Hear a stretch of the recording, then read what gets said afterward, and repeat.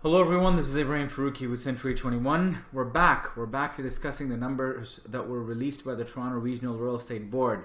A lot of you are still in the same boat, whether to jump in to make that purchase of your dream home, or to go ahead and sell the asset, or if investment is the right choice right now. So let's dive in and take a look at this.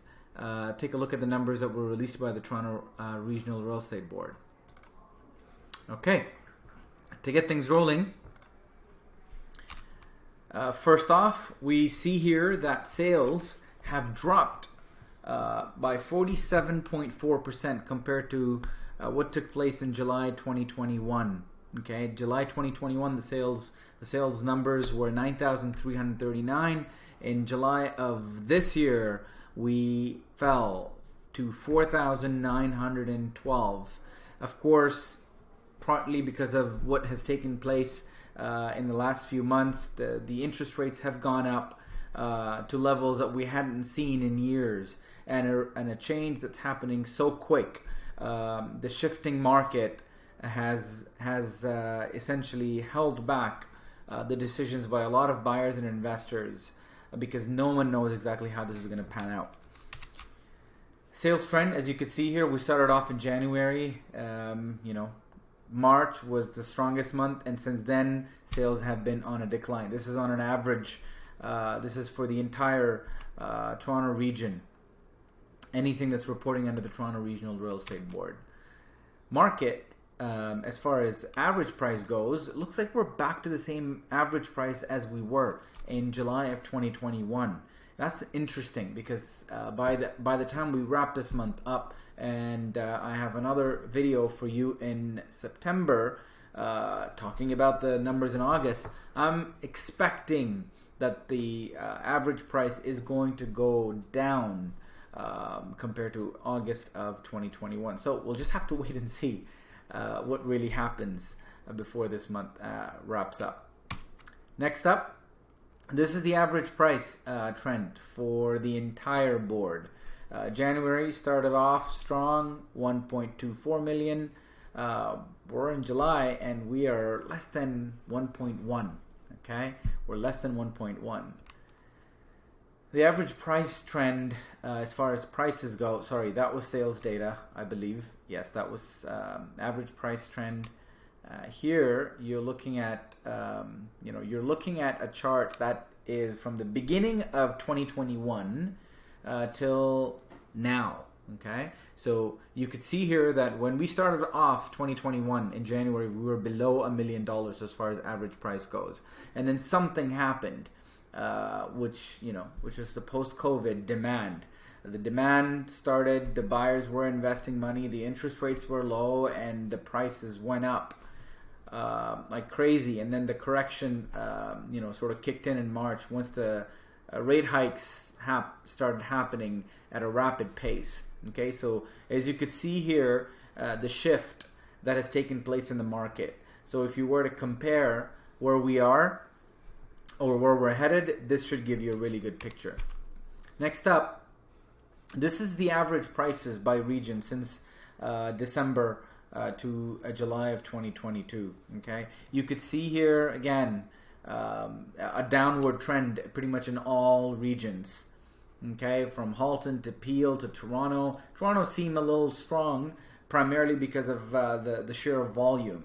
And this goes to show that real estate investment is bi-directional, right? You're going ahead and investing. The prices go up sometimes, but they go down. But at the end of the day, mean reversion kicks in. Prices will eventually go down to the long-term average rates of appreciation. And we're going to talk about that by the end of this video.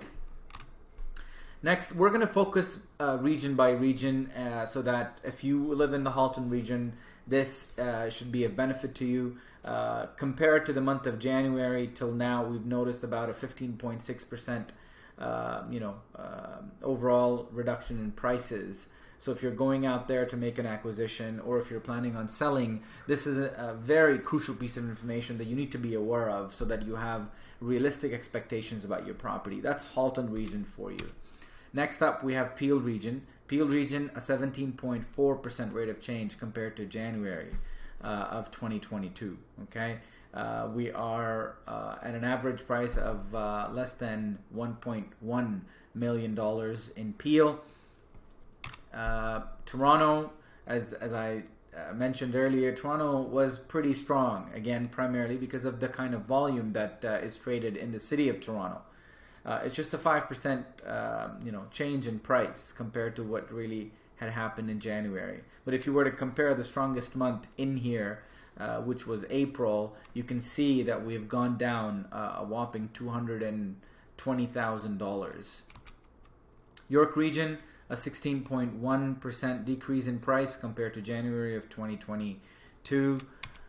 Durham Region at the highest at 23.3%. Okay, I can't emphasize it enough. You're making the decision. There are some things that you need to be aware of, especially now, to be able to make the right decisions. Moving on, you could see here that the average price trend from 2010 to 2021. You could see that in 2010 we were at 431,000. Okay, today we are well over $1.1 million in average price. And if I was just to consider how we closed in 2021, we closed very close to 1.1. And if we were to take the rate of change, there was an overall appreciation of 154% on top of the acquisition price. Divide that by 11 years, you get a good 13-14% per annum. So going forward, that little piece of information is important, because when you are looking at investing in real estate, it's no longer I'm going to go ahead and invest and I will sell it in a few months. Right now, with the way the market conditions are, it is important for you to understand some very crucial things about your investment here. Okay. In this particular market, you have to be an educated investor. Make the right decisions. Now, what I've been discussing with a lot of my clients is that you must align your investment strategy, okay, with the growing rental market. Look at what the rent is. If you're buying a particular segment in real estate, and where you're buying off matters, of course. If you're buying in Toronto versus if you're buying in Durham, because rents differ in these markets. Sometimes they have, in majority of the markets, they have hit a plateau, but in some markets, rents are lower compared to some other cities. So it's extremely important to look at how much rent you can get from this particular investment, and if whether that investment of yours is going to be a positive cash flow, a negative cash flow, or a neutral cash flow.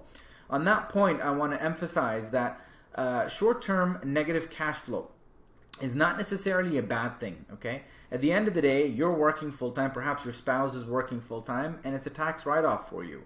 At the end of the day, what you have to understand that when you're looking at a real estate investment, I've discussed this earlier, that you must look at long-term average rates of appreciation, okay? And when you are investing today, you need to make sure that you're going to buy and hold for a minimum of 3 to 5 years, okay? I'm not talking pre-construction here. I'm talking resale market, okay? Because the pre-construction market is still, it's still pretty high. There's no correction there because we are expecting that the prices are going to remain that strong by the time this project is complete. I'm not sure how that's going to pan out. I'm just going to have to wait and see how many rate hikes happen before the end of this year to determine how 2023 is going to play out. Okay, so if you're investing in pre-con, you better make sure that you've got some good savings in your bank account, because you may need it at the time of closing.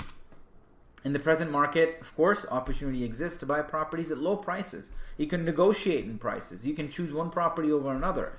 Quality listings are going to come, and this is the time. If you have the money to be able to go in and invest, you should go and buy it. Now remember what I said earlier. If you are going to buy something, you should buy with the intention to hold the asset for a minimum of 3 years. I recommend 5, and if you can do 5, that's when you're going to see a solid return.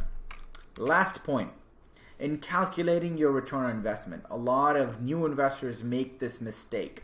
When you are calculating your return on investment, you must include all costs related to acquisition, not just the purchase price. When you're buying an asset, you don't just look at the purchase price. You look at the costs associated with it.